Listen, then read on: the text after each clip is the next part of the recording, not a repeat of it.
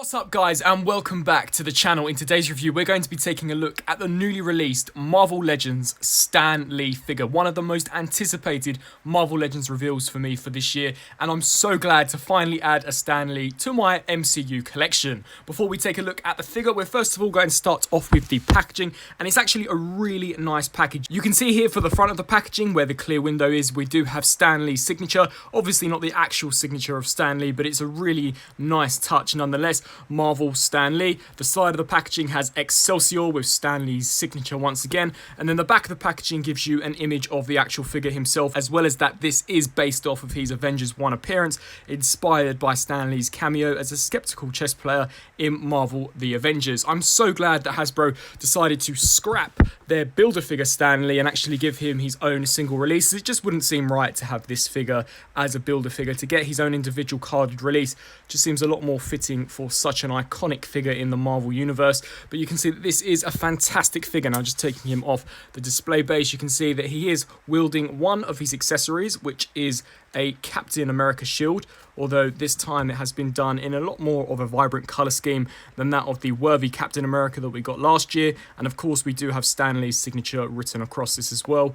Really nice, and you can see some of the same details that we saw on that original worthy cap. So we've also got all the buckles and braces that have been sculpted in really nicely. And then another accessory that he comes with is also the chessboard that we see him use in the first Avengers movie. Personally, I would have rather them had included perhaps an alternate head sculpt rather than this accessory, but I guess it's quite nice for those who want to recreate that scene. And actually taking a look at the figure himself, this is an amazing representation to Stan Lee himself. You can see that the head sculpt is just absolutely fantastic. Hasbro are nailing it with their photorealistic technology. I think that they've done an amazing job here, and even the sunglasses have been done in a super nice gold paint apps, and all of the sculpting looks incredibly crisp. Now, he does in fact have some detailings actually underneath the glasses. I don't want to remove them as I imagine they are rather fragile, and this is probably where I would have liked them to have included an alternate head sculpt, but nonetheless you can see the likeness here is just absolutely incredible. The sculpting to the hair is amazing, as well as the paint apps, all of the paint apps to the face and the wrinkles, the teeth and the moustache, all really nicely done. From what I can recall, I do believe that this actual civilian body is a reuse from another character. Now, I'm not entirely sure as to what character that is. I'm only a casual collector of Marvel Legends figures and only really stick to some of the more famous MCU releases. But I just had to have this figure. But as handling this mold for the first time, I'm not noticing no loose joints whatsoever. So he does have a ball joint at the head, so he can look up, down, side to side, as well as a hinge joint here, allowing you to crank that head all the way back or crank it all the way down. Full 360 rotation on very soft ratchet joints here for where the arm would be. He can hinge out to the sides, full 360 rotation at the bicep, double joints here for the elbow, and the wrists can swivel the full 360 as well as hinge back and forth. We do in fact have an ab crunch under there as well, so you can see that can crunch forwards and backwards.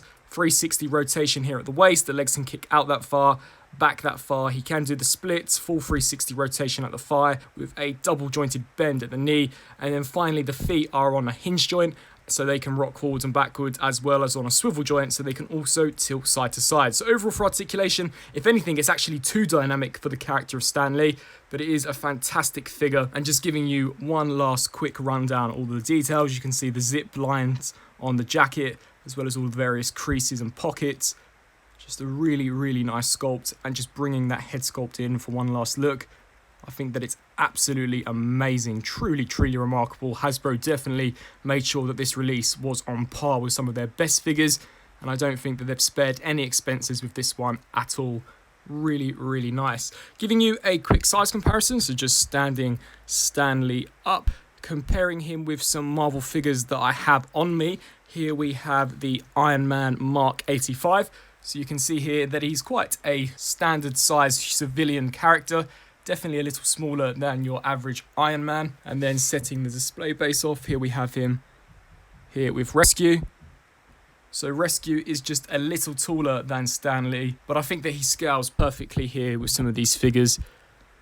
Just an astounding looking figure. I highly recommend that anyone who is just even a casual collector of Marvel Legends, you have to own Stan Lee. He is the mind behind the madness, and without him we wouldn't have some of our most famous characters that we currently have in the Marvel Universe. Just an absolutely astounding figure and a really nice tribute to the actual man himself. So I really hope that you enjoyed my review on this figure. Please let me know down in the comment section below, and also be sure to let me know whether or not you'd like me to review some other Marvel Legend figures in the future.